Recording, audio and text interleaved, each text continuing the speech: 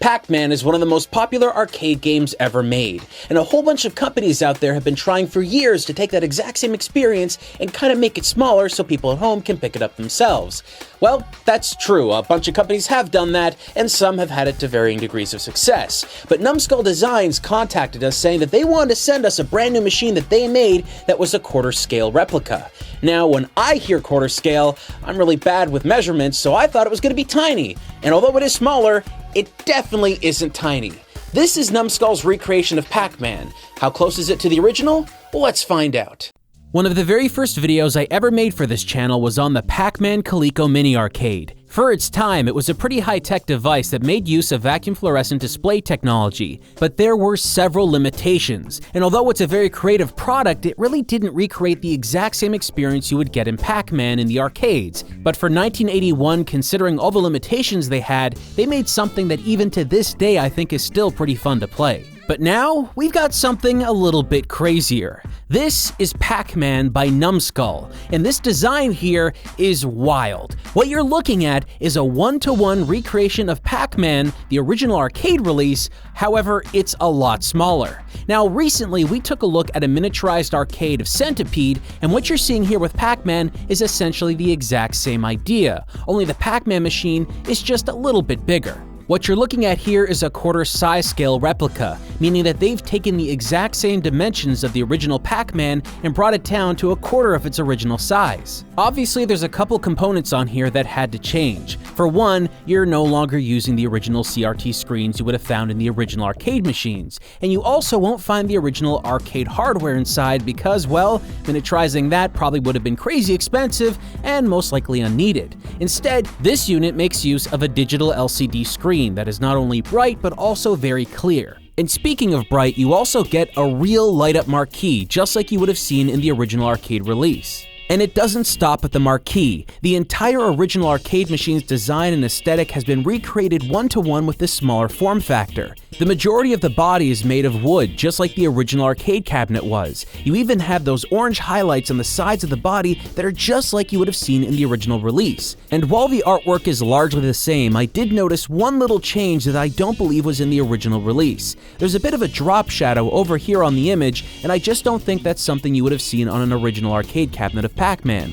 But it doesn't really pull away from the effect of looking at the artwork because everything else seems to be identical. This includes the bezel artwork around the monitor, which also tells you how to play the game, and the print quality is so high that you would almost mistake it for the original if you just saw a picture of it not knowing that it was actually a much smaller machine. And just like in the original arcade release, there's a down-firing speaker located directly above the monitor. This means that all the sounds you're hearing from the game are actually coming from the top of the unit and bouncing off the screen. And for another added detail that many gamers out there might not be familiar with, on the back of the machine you'll also find little holes with little metal vents on them. This is basically how the original arcade system looked, but very few people ever looked at the back of Pac-Man machines. So as you can see, there's a lot of details that went into this unit, and it could easily just sit up on somebody's counter somewhere and be an art piece that they could keep as a collectible. But it's not just about the looks. Now it's time to find out how well this really plays Pac-Man. Unlike in the original arcade release, there's a built-in rechargeable battery in this unit right here. It's charged through a micro USB port at the back that also has a volume dial and a power button. From this power button, you'll be able to basically boot the system up, and there's really no options. As soon as this system starts, it goes straight into a boot sequence. Now this boot sequence will do one thing that you wouldn't see in the original arcade machine, and that's show the Numskull logo, then a Pac-Man logo. But directly after that, you'll see a self-test screen. Now this is important because this is something you would actually see in real arcade hardware, and this means that what we have in here is the real arcade ROM of Pac-Man, and likely not some recreation that some random company made themselves. Because this is the original arcade ROM, you do have to insert credits. So to do that, you use the coin door at the front and push the coin return button. But after that, everything operates exactly like the original Pac-Man arcade. You push the start button for 1 or 2 players, and you use the arcade stick in the center just like a real Pac-Man machine.